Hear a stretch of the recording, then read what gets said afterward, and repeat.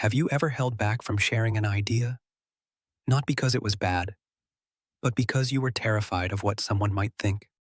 Maybe you stayed quiet in a meeting, avoided posting something you'd worked hard on, or spent an entire conversation wondering if you came across as too much or not enough.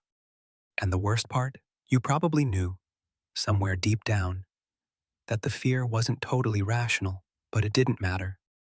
The feeling was real, and it stopped you anyway. If that sounds familiar, you're not alone. And more importantly, you're not broken. Today, we're going to look at exactly why this fear of judgment feels so powerful and what you can actually do to loosen its grip. Here's something worth knowing. The fear of being judged isn't a personality flaw or a sign of weakness. It's one of the oldest survival responses we have.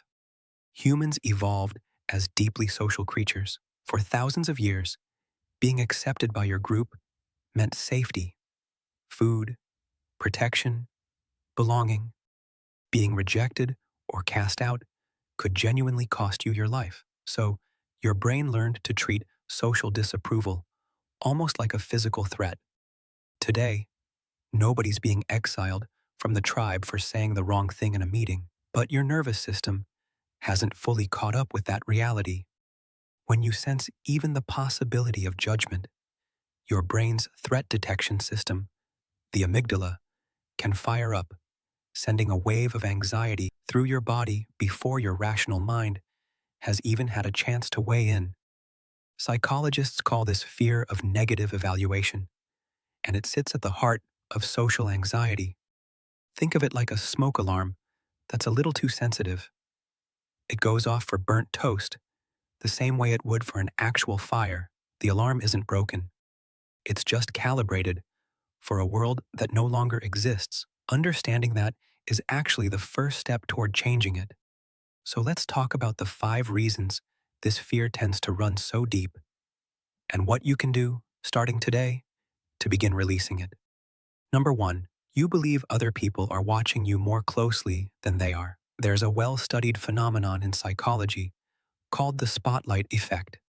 It's the tendency to believe we're at the center of everyone else's attention, that people notice our stumble, our awkward pause, our imperfect choice of words. But research consistently shows that others are far less focused on us than we assume. They're busy managing their own spotlight. When you catch yourself thinking, everyone noticed that, try gently asking yourself, would I have noticed that in someone else? Usually, the honest answer is no.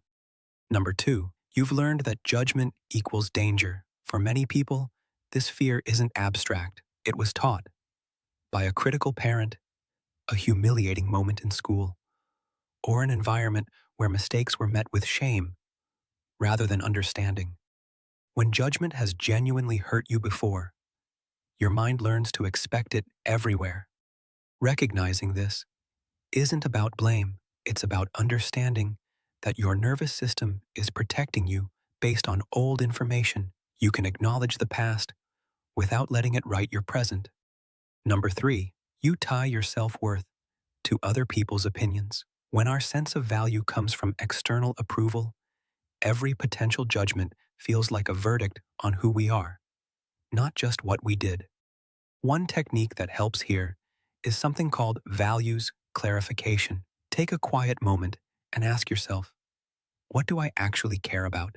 What kind of person do I want to be? When you have a clear internal anchor, other people's opinions start to feel less like a referendum on your worth and more like just their perspective. Number 4, you imagine the worst-case scenario and treat it as likely. Our anxious minds are talented storytellers, and they tend to write disaster. This is called catastrophizing. The antidote isn't forced positivity, it's realistic thinking. When you notice your mind spiraling toward, they'll think I'm an idiot, try asking, what's the most likely reaction? And even if the worst did happen, could I handle it? Walking your fear to its logical conclusion, calmly, often reveals that you're more capable of surviving judgment than you've been giving yourself credit for. Number 5. You've never practiced tolerating discomfort. Avoidance is the anxiety loop's best friend. Every time we avoid something that makes us anxious, we teach our brain that the threat was real and the escape was necessary. The way out is gradual, intentional exposure, not throwing yourself into your deepest fear, but gently, repeatedly choosing to act despite discomfort. Share the opinion, post the thing, speak up in the room. Each small act of courage sends your nervous system a new message. I did it, and I survived. Over time, that rewires the response. So there they are. 5 reasons the fear of judgment runs so deep, and 5 real ways to begin loosening its hold. None of this happens overnight, and that's okay. Change is gradual, and being kind to yourself in the process is part of the work. If today's video resonated and you feel like you'd benefit from real, personal support, online therapy can be a genuinely flexible and accessible way to go deeper. There's a link in the description to help you explore that. And if you want to keep learning at your own pace, there's also a hand-picked list of books, journals, and calming tools in the description. Resources I've personally selected for anxiety and stress relief. If this helped you, please give it a like. Leave a comment below. I'd genuinely love to know which of these resonated most, and subscribe so you don't miss what's coming next. Remember, other people's opinions of you are just thoughts in their mind. They were never yours to carry. Thanks for watching, and see you in the next one.